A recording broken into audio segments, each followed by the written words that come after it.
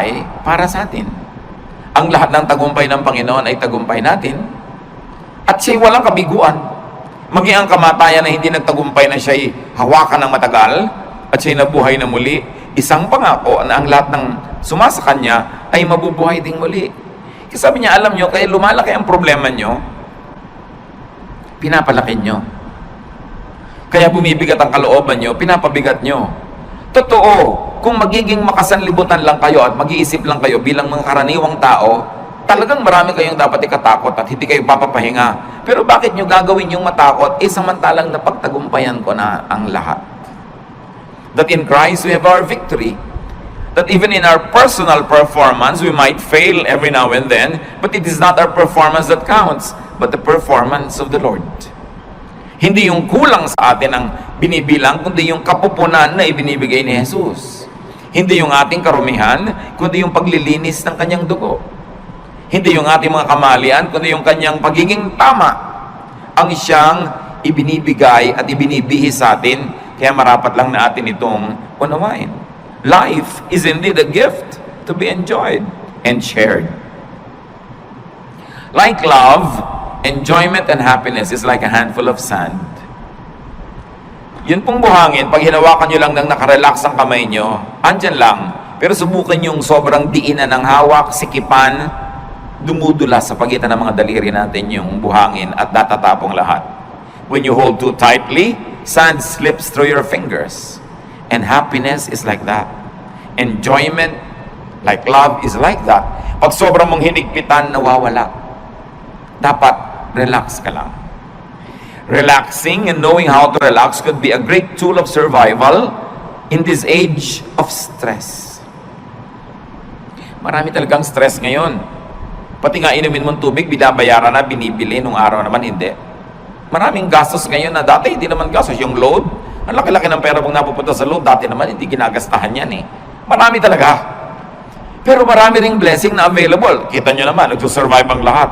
Life is even better. So how to rest and relax, or how to live really, is our topic. And how do you do that? Do not hurt yourself. Marami pong mga tao nasasaktan, kaya lang hindi nila alam sila ang nananakit sa sarili nila. Kaya kailangan matanggal yung takip ng ating mata at mabunyag yung katotohanan na madalas tayo ang may likha ng mga nananakit sa ating sarili. You've got to identify and define your self-inflicted pains.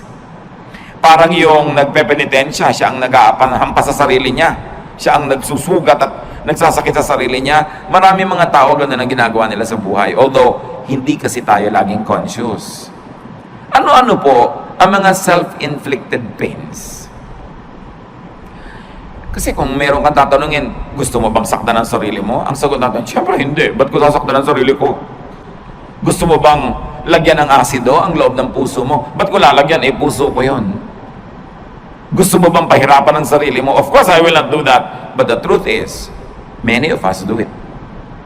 Ano po yung mga pahirap na tayo rin ang may likha? Jealousy, covetousness, and greed.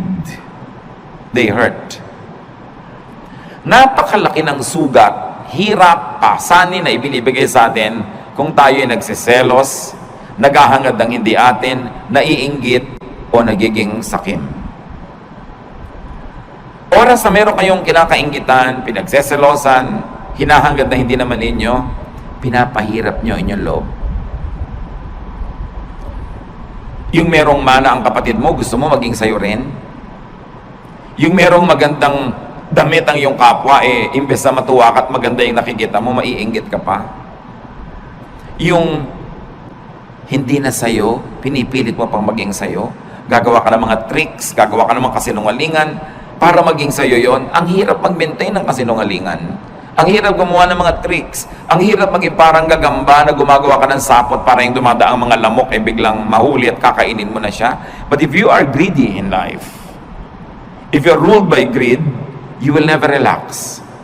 Because you're forever inventing schemes. Gagawa ka ng mga paraan kung paano maging iyo ang hindi iyo. Kung paano aagawan yung mga tunay na mga may-ari. Kung paano sisiraan yung ating mga kinakainggitan. Self-inflicted pain yan.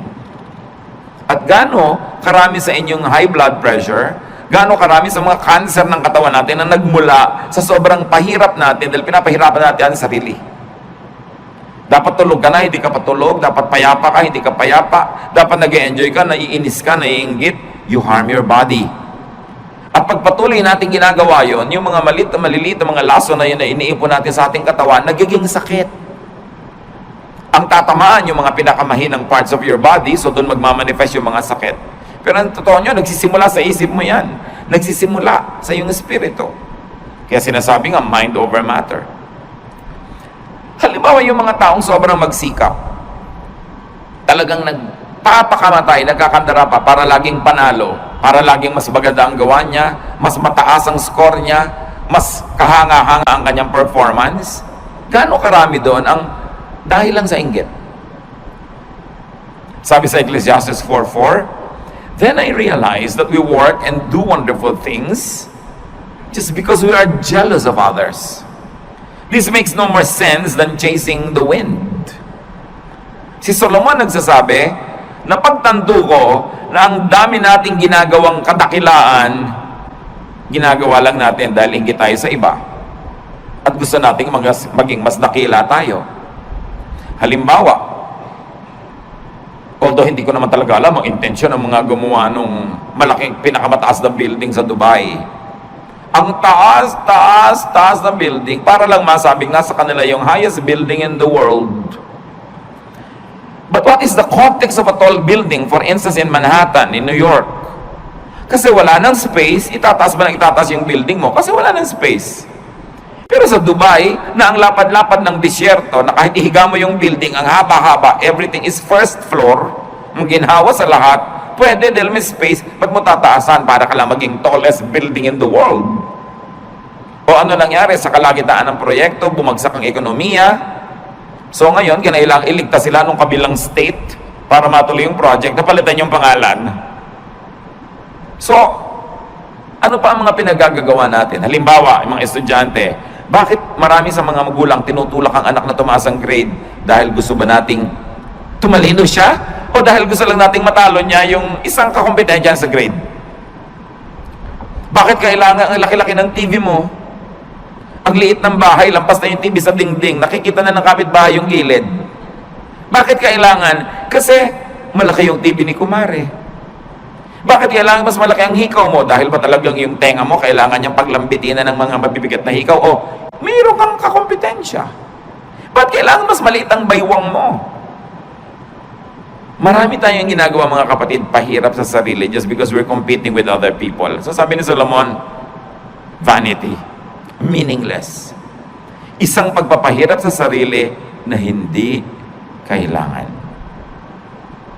Isa pa bang pagpapahirap natin? Fatigue. Fatigue hurts. Too much work is painful. Ang dami mga tao sobrang magtrabaho, tapos ang konti lang naman ang nabe-benefit nila doon sa tinatrabaho nila. At the end of the day, sila yung lugi. Sinong nakinabang? Ang mga kamag-anak nilang batugan. Mga kamag-anak nilang tamad. Hindi nag-iisip, saan kaya ako kukuha ng ganitong gagastusin? Ano kayang gagawin ko? Pero at the end of the day, nagkakaroon din. Dahil kahit nagger ka, kahit nagagalit ka, bibigyan mo rin. So ikaw si lugi. Kaya lugi sa buhay yung mga OC, yung mga obsessive compulsive, linis ka ng linis, kasi iba dumi ng dumi. Hindi ko alam hanggang ngayon, hindi pa po ako decided kung tatawagin kong blessing yung mga taong walang pake. Yung may baha, walang pake. Tulog. Yung bukas may gastusan, walang pake. Pero at the end of the day, nabuhay din sila ng 70, 80 years old, masaya pa sila kaysa ikaw worry ka ng worry, isip ka ng isip. At ang nangyayari tuloy, dahil mahilig ka mag-isip, ikaw tuloy ang sasagot sa mga gastusin niya. Kasi ikaw yung responsible. But is that the way to live? Do you want to be like that?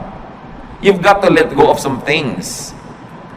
Going against your conscience for the sake of gain hurts. Gaano karami mga kapatid ang ginagawa natin na labag sa ating budhi?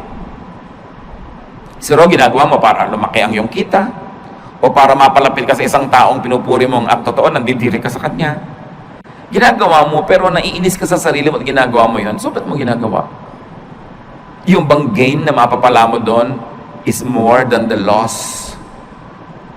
Pag kinompare mo yung napala mo at yung lugi mo, na nahirapan ng iyong loob, napagod ang loob mo, nakakasira ng kalusugan, nakakasira ng sarili. Ano pa po ang mga pahirap natin sa sarili na hindi natin na-realize? Strained personal relations, they hurt. Tuwing meron tayong kaaway, kagalit, and we maintain this kagalitan, hirap tayo.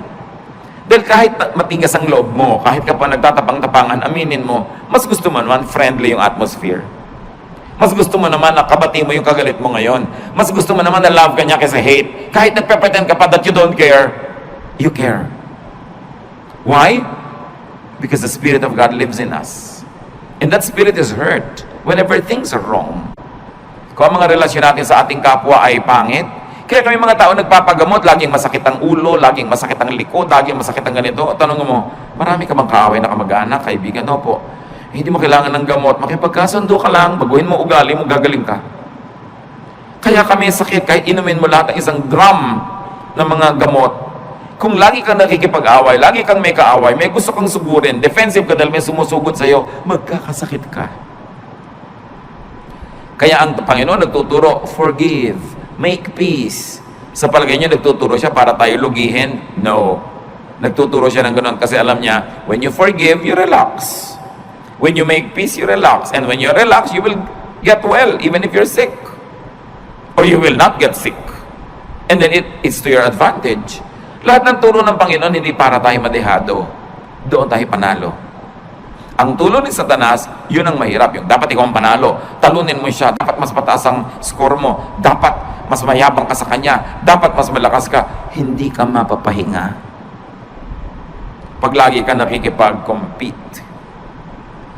And these are usually the burdens of and deception in highly professional vocations or in competitive endeavors. Yun ang pinag-usapan natin. Kaya nga kuminsan meron tayong kapatid o pinsan na masyadong baliwala, yung sobrang bahala na, sobrang hindi siya nag-aalala. Ang totoo, mas minsan humahaba pa yung buhay niya kaysa sa'yo. Siyempre, ayaw naman natin maging ganon. Pero meron tayo kahit konting dapat matutunan doon sa mga taong marunong magsawalang bahala paminsan-minsan. Kasi pwede mong punuin ang buhay mo ng puro takot. Pero ano mapapala mo? Obserbahan nyo sa aeroplano, pag magte-take off, iba-iba reaksyon. Meron talagang yung naninigas ang panga, nananalangin ng hindi matapos-tapos. Minsan magdalangin ka ng isang beses, tapos tama na. Ba't walang patid? Para ka nalang laging natatakot, nagtitake, konting tagtag ng aeroplano, takot na takot. Meron naman, kain ng kain, may natutulog. So, pare-pareho rin yung darating. Kung isang oras kayo sa loob ng aeroplano, o 5 oras, o siyam, pare-pareho rin naman kayong lalabas sa aeroplano na yun pag nag-landing, pero ikaw hindi ka nag-enjoy kung warrior ka. Because it's in your mind. Kaya nga po sabi ko doon sa mga laging natatakot, to myself included sometimes, when you get tempted to be afraid, may kilala ka na ba? Personal na kilala mo na namatay dahil sa plane crash? Wala pa akong natatawang na yes ang sagot. May kilala ka nang namatay dahil nabundol ng tricycle? Meron. Meron kilala ka nang namatay na nasa kama lang, binangungot, namatay? Meron. May kilala ka nasa ospital, naliligid ng mga doktor, namatay? Marami. Yung pala, mas marami doon, di mas matakot ka matulog. Mas matakot ka maglakad sa kalye, but pag sasakay ka, takot na takot ka because you're psych yourself up to be afraid, while flying is the safest way to travel. So it's all in your mind. Ba't mo papahirapan na yung sarili? Kung pwede ka naman mag-relax. And besides, kahit mag-worry ka, makokontrol mo ba yung hangin, yung aeroplano? No. So meron tayo dapat na punto na pwede tayong magsawalang bahala. Total, wala ka rin naman magagawa kahit sikapin mo na bahalain mo yun, hindi rin pwede. Worry hurts. When you worry so much. So do not worry. Do not play God. Ano po ang kinalaman, mga kapatid, ng worrying and playing God?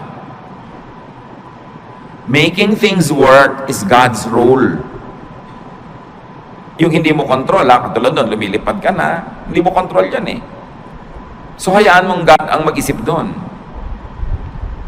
Colossians 1:17, God's Son was before all else. And by Him, everything is held together. Sa pamamagitan ng Diyos Anak, ang lahat ng bagay ay nagkakakapit-kapit, nagkakalakip-lakip, umaandar ang mundo, umaandar ang sinukob, umaandar ang creation dahil sa Diyos Anak. Hindi dahil sa iyo. So kung meron dapat mag-worry how to make things work, siya, hindi ikaw. Ang dapat mo lamang gawin, yung papel mo. So kung engineer ka, i-check mo kung maganda ang makina ng mga aeroplanong chine-check mo. Kung ikaw ay may papel, gawin mo yon, at pagkagawa mo nun, leave the rest up to God. Kaya mahalaga, ginagawa mo lang yung papel mo. Sabi nga ng Desiderata, the universe is unfolding as it should. Sisikat ang araw bukas, tulungan mo man o hindi. At lulubog yun bukas ng gabi, pigilin mo man.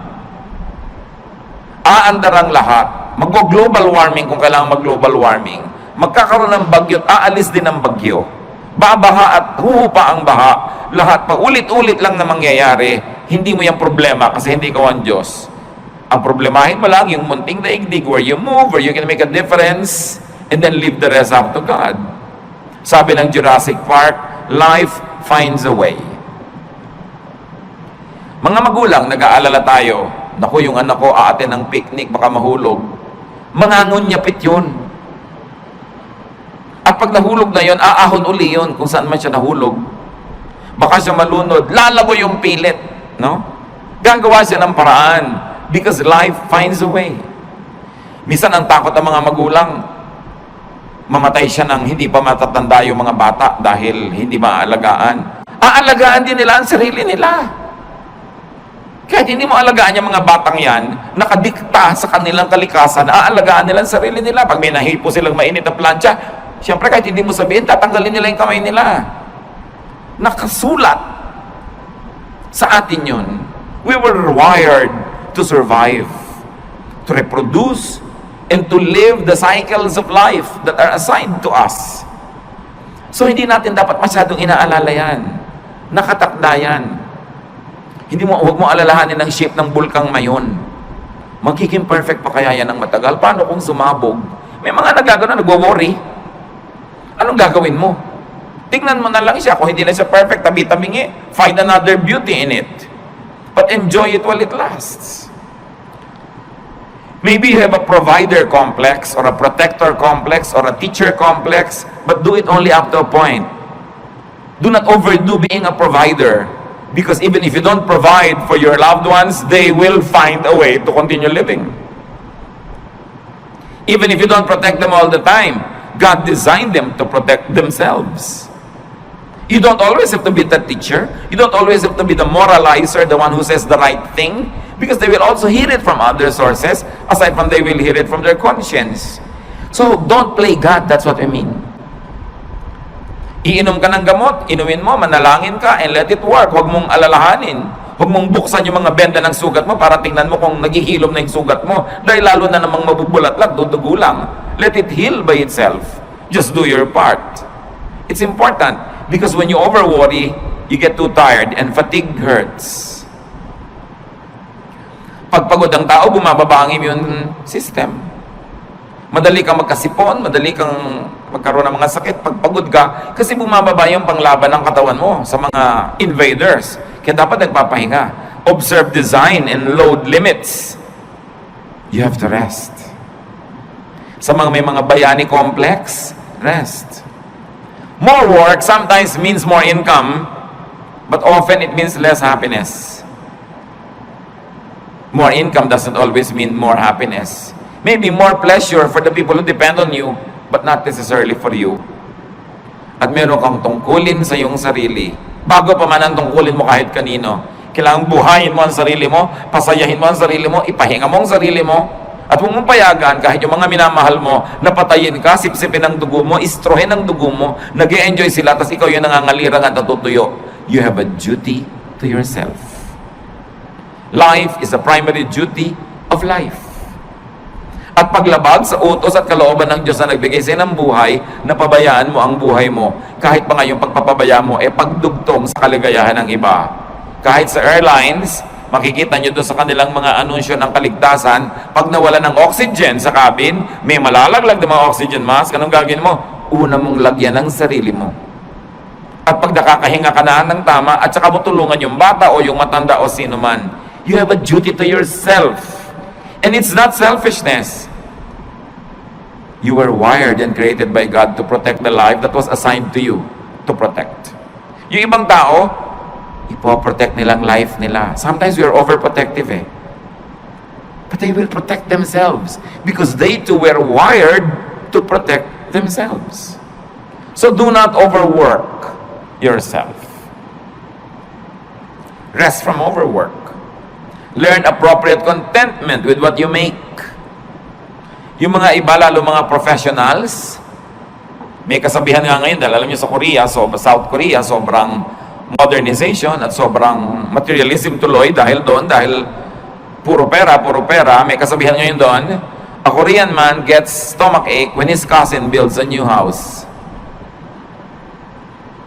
Dahil iinggit siya, bakit bago siyang bahay, anong problema ko, ba't di ako nakakapagpagawa? So papagawa din siya. The competitiveness is too much. That's why one of the highest rates of suicide dyan. Dahil sa competitiveness. 1 Timothy 6:6-7.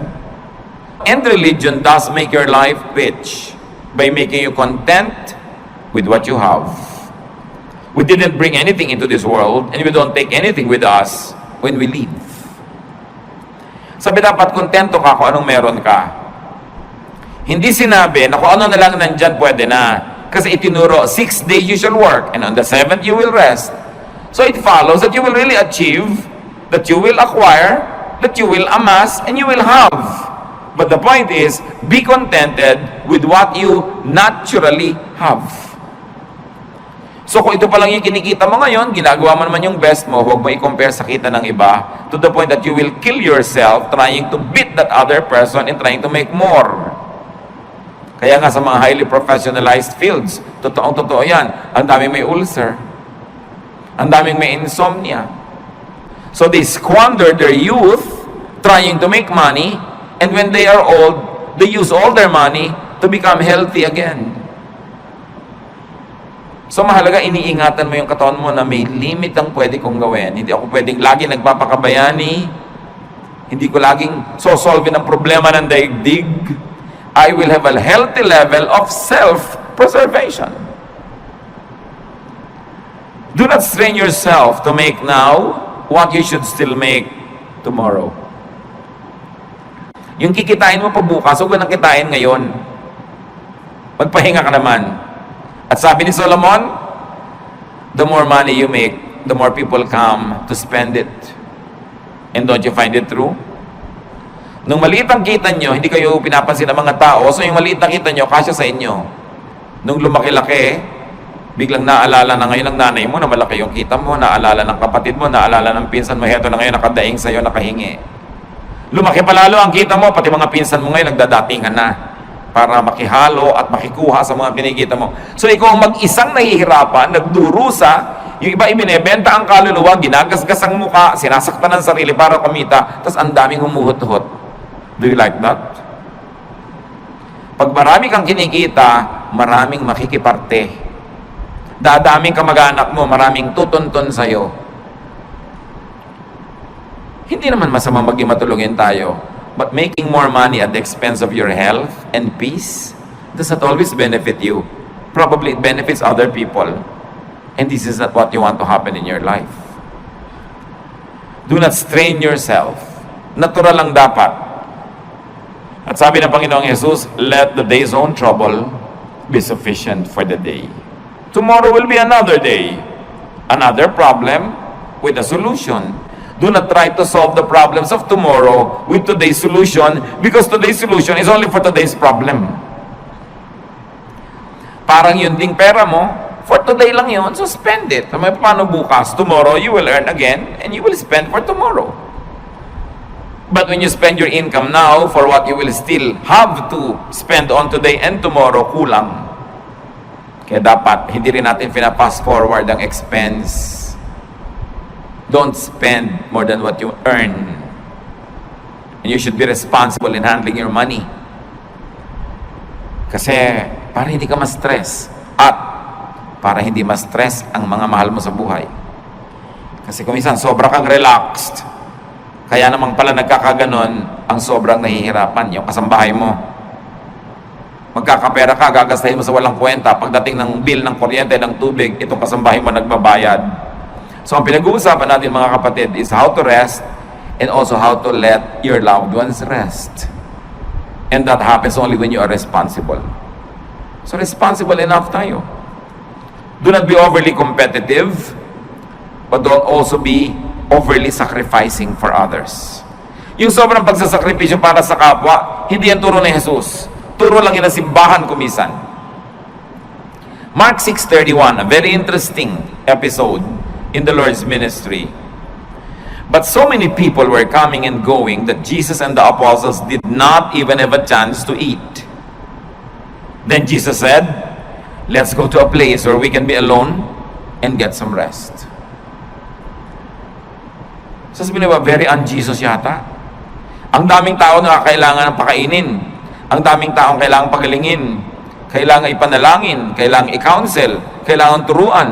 Kailangan palayasan ng mga espiritong nakatira sa kanila. Pero pagod na sila. Ano sabi ni Lord? Shh, halik kayo. Tahimik tayo mawala dito. Iwan natin ang mga taong yan. Pumunta tayo sa isang lugar na tahimik na hindi na tayo masusundan. Magpahinga tayo at kumain doon. Do you do that? Mga kapatid, kung minsan, sobra kayong palatulong sa inyong mga kamag-anak at yung asawa niyo naman, cooperative. Pero sinasabi niyo ba kung minsan sa asawa mo, huwag muna nating isipin yung mga kapatid mo at kapatid ko, tayo muna magbakasyon. Dapat ganun. Hindi puro sakripisyo. Yung nakatira ka sa isang bahay na ang ingay-ingay, nakakatulik kahit sa katumingin may muka, siksikan. Hindi mo ba sabihin sa asawa mong, minsan, mag-motel naman tayong dalawa, honey, para tayong dalawa lang, makapag-salarinan. Dapat mong ginagawa yun. Jesus showed us the way. Don't kill yourself giving to others. You've got to give yourself time and space to enjoy the blessings of God, even though sometimes lang, once in a while, but you have to do it. Why? Because you cannot give what you do not have. Pag lagi ka ng aburido, wala ka rin namang maibibigay. Kung isang pera lang, pero may kasama pang bunganga. Kasi aburido ka. Minsan, nagbabantay ka nga sa pasyente, pero kulang na lang, hulog mo siya sa kama. Kulang na lang, hagisan mo ng juice niya. Kasi pagod na nakababantay. So, pwede mo sabihin, mga kapatid, kayo naman magbantay sa nanay. Pagod na ako, mainit na yung ulo ko pati sa kanya.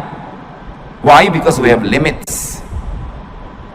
So, wag nating sobrang pagodin din ang kapwa natin. Sa mga families, kumisan unfair eh. Yung nag-aalaga sa magulang, yung isa lang napa-assign, dapat take turns. Para fresh ka. Kung may mga hirap, kailangan you take turns facing the difficulty. Hindi lang isa yung naka-assign. Observe your limits and observe your Sabbath. Yan ang Panginoon, sabi niya, iwan muna natin sila.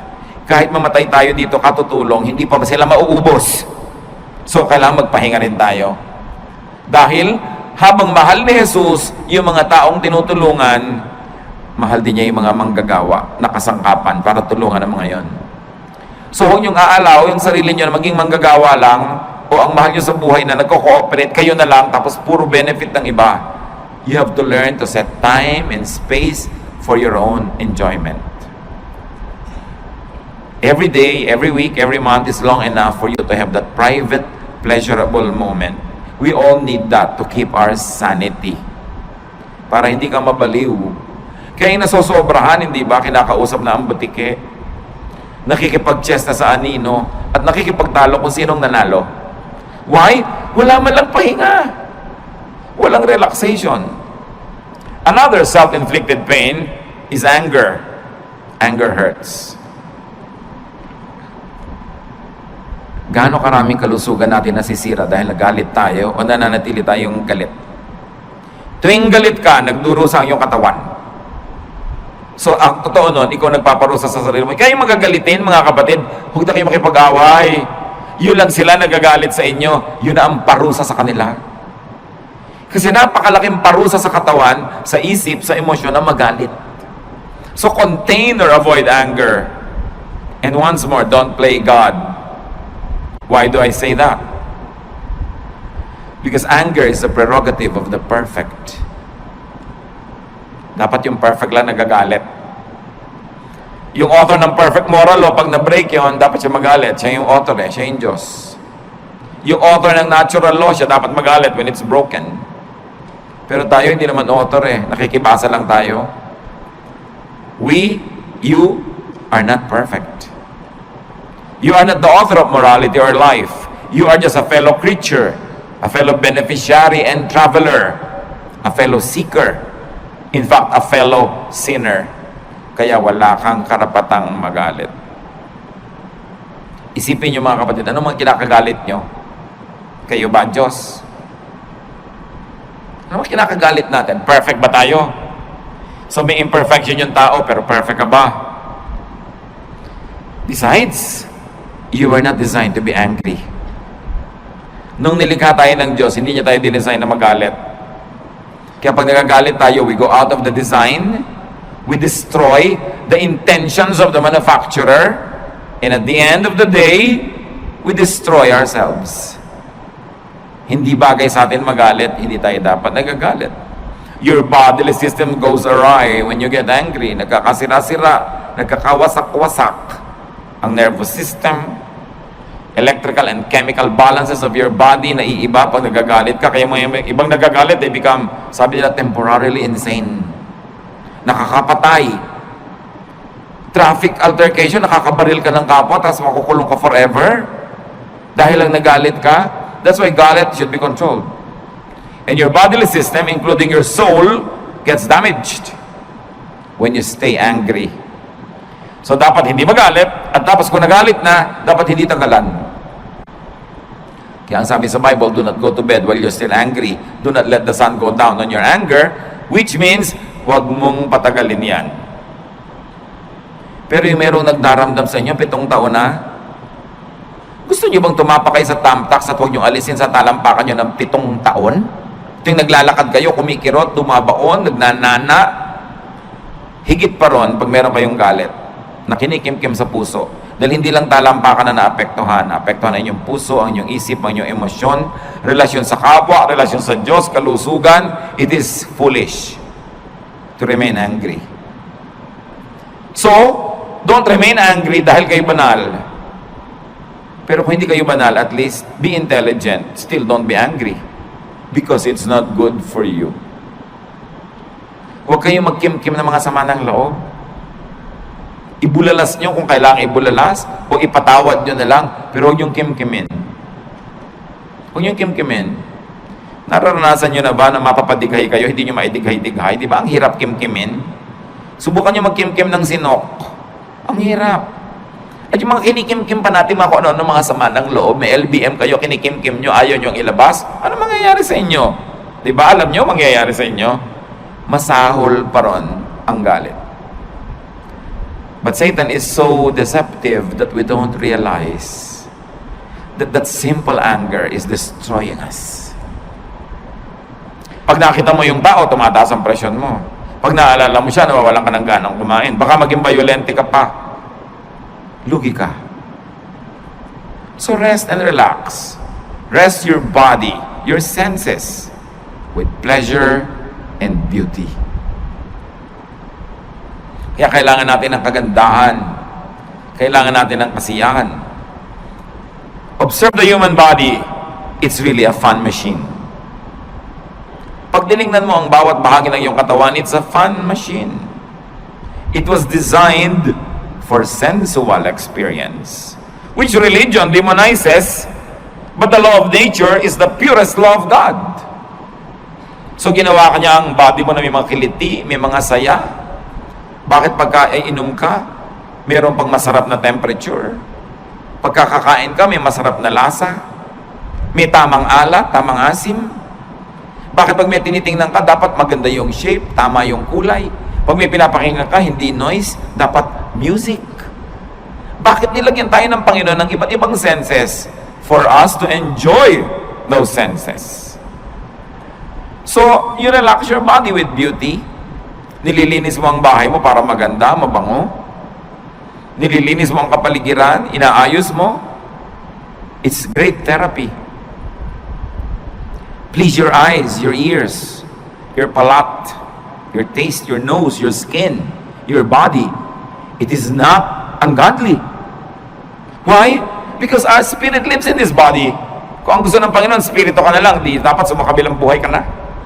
Tanggalin na yung spirito sa katawan, pero inaalagaan natin yung katawan. Akala ng iba, pag relihiyoso ka, ini-ignore mo yung katawan mo. Taking care of your body is one of the highest forms of spirituality. Because your body is a gift from God. It is even called temple of the Holy Spirit. Do you want the temple to be ugly? Do you want it to be disorderly? That's not what you want for your temple. Psalm 139:14, and I praise you because of the wonderful way you created me. Everything you do is marvelous. Of this, I have no doubt. So people will be people, humans will be humans. And it's not wrong to be human because we were created to be so. Do not pit spirituality against sensuality. Ang tunay na espiritualidad ay hindi puro pagtitimpi at pagde-deny ng senses mo. Inilagay yan for your enjoyment. It is a gift. And in fact, the senses are also doorways to the spirit. Marami mga sensual experiences nagiging pinto para pumasok ka sa spiritual world. Halimbawa, ang ganda-ganda ng worship singing. Di ba nadidinig yun ng tenga? But because you hear it and it's beautiful, you are transported in a spiritual way to the point that you say, I heard God. I saw God. I felt God's love. I was ministered to. Na-bless ako. Tenga pa lang yun. Kaya napakalaking krimen sa mga musicians sa church na hindi nagpa-practice. Kasi paano mo itatransport yung mga tao to a spiritual level kung tunog mo pa lang nayayamot sila dahil mali. So imbes ikaw makalimot sa sarili at madala ka sa spiritual level, hindi ka makalimot-limot dahil kitang-kita mo, dinig na dinig mo yung mali. Nagiging critical ka patuloy, nagiging palapintas, nagkasala ka pa. Pero kung maganda talaga yung music. There was a long stretch in my spiritual life na ang talaga nagdala lang sa akin, mga kapatid, kanta ng choir. Umaaten ako ng church na yun ng kung ilang taon, nung isang attendee ako. Bihira naman ako talaga mabless doon sa message. Boring talaga. Bihira talaga ako mabless sa ibang nakikita ko, pero inaabangan ko lang yung kanta ng choir, and that sustained me for a long, long time. It was enough food for me. But can you imagine kung maganda na yung kanta ng choir, maganda pa yung message, mabait pa yung kapatiran, mabango pa yung church, maayos pa lahat, maraming pinapasukan sa senses natin yung blessing ng Diyos. Kaya hindi ba may aromatherapy? Pagpupunta ka sa mga spa, ano pong gusto nyo? Yung nakakapagpahinga, yung nakakagising, yung nakakatulog, kung ano-anong maipapaamoy sa'yo, pipili ka ng scent, because through the nose, the spiritual world becomes real. Kaya kung nakatira ka sa mga lugar na ang baho-baho ng paligid, di ba away ng away ang mga tao doon? Kasi pag amoy mo, nasa utak mo na agad yung baho.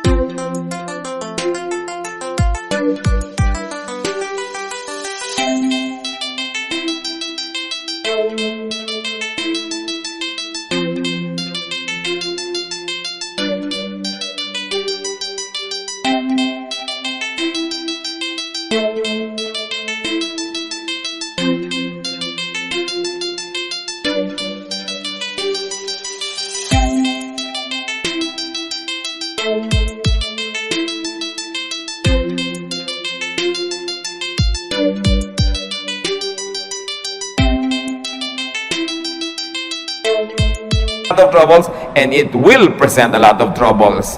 Iba na yung pinatatag ka na ng napakaraming magagandang karanasan, pampatibay sa'yo, pagka ikaw ngayon ay pinupukol, binabato, itinutulak, ginigiba ng mga pangit na karanasan, meron kang pagkukunan sa iyong alaala ng mga masasarap na mga kanaalaala, payapang mga moments in your life, and it will strengthen you. Kaya yung mga bata na pinalaki sa kalupitan, sa palo, sa walang pag-ibig, usually buong life halos disoriented sila. Unless kilalanin nila na kailangan nila magpatawad, magbagong buhay, at kilalanin nila yung pagbabago ng Panginoon, all their lives they become a slave of their dark past. Kaya mahalaga, pinapaganda mo hanggat maaari, lalo sa mga bata. Sabi ni Solomon, tuwing makakapag-enjoy kayo, mag-enjoy kayo. Kasi may mga panahon, kahit may pera kayo, wala kayong gana. Makakabili kayo ng pagkain, pero magaan lalamunan nyo. So ngayong may pambili kayo at meron kayong gana, eat. Bata kayo, kaya nyo yung mamasyal, pumunta doon, gawin nyo yun. Basta binabalansin nyo lang ng tamang pagtatrabaho, responsibility, faithfulness to God. Meron ka ngayong kakayanan na mag-enjoy, enjoy it. Dahil ang bukas hindi mo alam kung pwede mo pang ma-enjoy. Food and drink and good times need not be expensive. Food and drink and good times did not come from damaging toil and overwork, and it need not be paid for with a damaged body and a bruised soul. Hindi totoo ang chismis na kailangan mo pa magkasala, magnakaw, gumawa na masama para ka mag-enjoy sa buhay. Maraming bagay na libre at maraming bagay na hindi naman mahal. Ang kailangan lang baguhin natin attitude. We must remove from our value system the notion, the mistaken notion that spirituality means suffering all the time. If God likes you to suffer, bakit niya lagyan ng nerve endings ang iyong katawan that is meant for enjoyment? Because God likes us to have a good life. No eye has seen, no ear has heard, no mind has conceived what God has prepared for those who love Him. Another way to relax and how to live is to rest your spirit by doing good.